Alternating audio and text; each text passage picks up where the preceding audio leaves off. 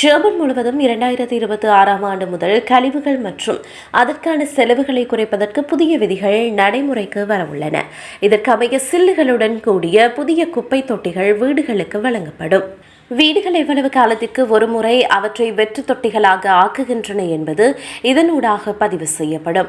மக்கள் கூடுதல் கட்டணம் செலுத்தாவிட்டால் குப்பை சேகரிப்பு வருடத்திற்கு 12 முறை மட்டுமே நடைபெறும். இந்த மாற்றங்கள் மக்கள் கழிவுகளை சிறப்பாக பிரித்து குறைவான குப்பைகளை உற்பத்தி செய்ய உதவும். அடுக்குமாடி குடியிருப்புகளில் தனிப்பட்ட குப்பை தொட்டிகள் இனி பொதுவாக பயன்படுத்தப்படாது. அதற்கு பதிலாக அனைத்து குடியிருப்பாளர்களுக்கும் குப்பை தொட்டிகளை பகிர்ந்து கொள்வர். மேலும் கட்டிட உரிமையாளர் அதற்கான கட்டணத்தை செலுத்துவார். 10 அல்லது அதற்கு மேற்பட்ட வீடுகள் கொண்ட கட்டிடங்களுக்கு இந்த விதி பொதுவானதாக இருக்கும்.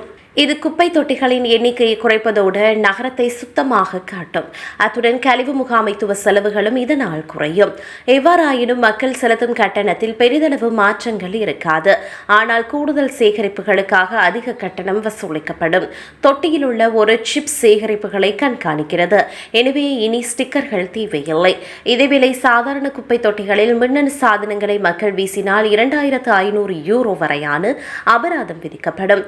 சில மாநிலங்கள் இந்த தொகை மேலும் அதிகமாகவும் இருக்கலாம். அத்துடன் அடுத்த ஆண்டு முதல் புதிய பேக்கேஜிங் சட்டத்தையும் ஐரோப்பிய ஒன்றியம் நடைமுறைப்படுத்த உள்ளது. அதற்கமைய நிறுவனங்கள் பேக்கேஜிங் கழிவுகளை குறைத்து மறுசுழற்சிக்கு பணம் செலுத்த உதவ வேண்டும். மறுபயன்பாடு மற்றும் மறுசுழற்சியை அதிகரிப்பது இதன் குறிக்கோளாகும்.